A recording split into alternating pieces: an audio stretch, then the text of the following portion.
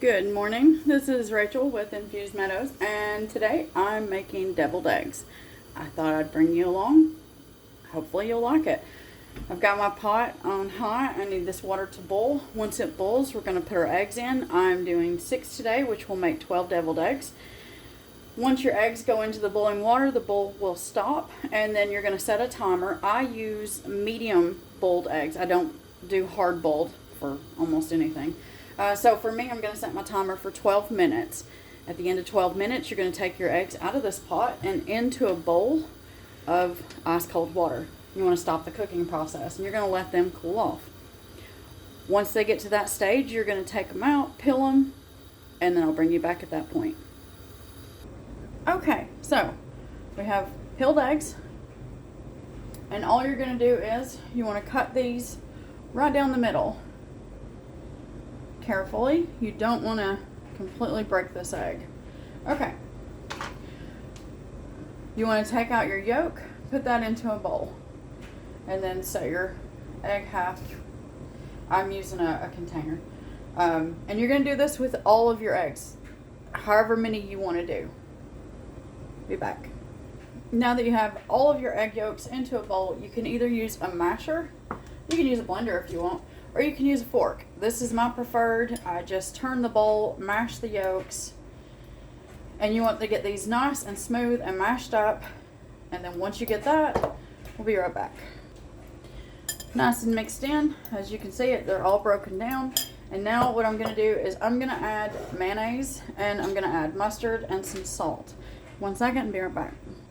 So what do? We are going to spoon in our mayonnaise, because this isn't an actual recipe per se. I can't tell you, well, there went mayonnaise. Can't tell you how much to use, because this will depend on how many eggs you make. But what you do want is a nice, smooth, and creamy egg mixture. So what you want to do, and I've made a mess, mayonnaise slinging everywhere, is you're going to put your mayonnaise in there.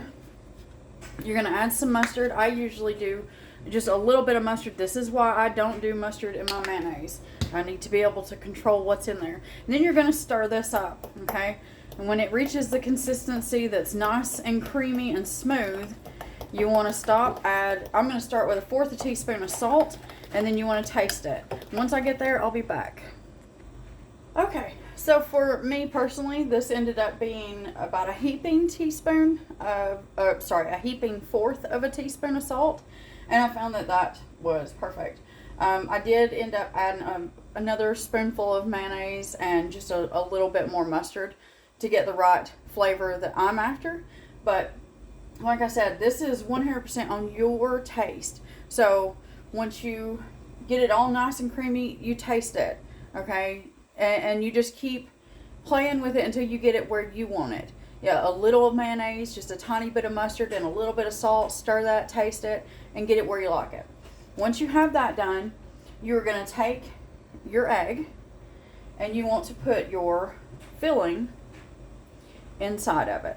Now, I've seen people use a popping bag. I don't.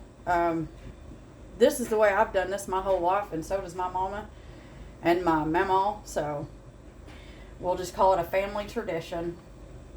And the same thing, you just keep doing this until all of your eggs are filled. Make sure that I kind of gently press to make sure I don't have any air pockets where somebody could bite into that, and you know, there's nothing there except for a little bitty tiny taste, and that's just no good.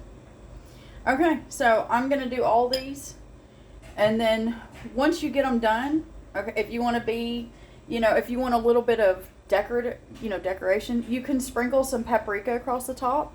It just makes it look nice. You don't get a lot of flavor from that, which works out great. Or like I do, I just leave them like this. I don't see a point in wasting paprika just for decoration's sakes, but you do you. Once you get that done, put your lid on your container and put that in the refrigerator. These are good to eat immediately if you want. I do know that they last at least 3 days. I've never had them past 3 days, so I personally cannot tell you anything past that 3 days. I hope you give this a try, and I hope you enjoy it. And if you don't, then I hope you find the recipe that is good for you. And as always, have a wonderful day.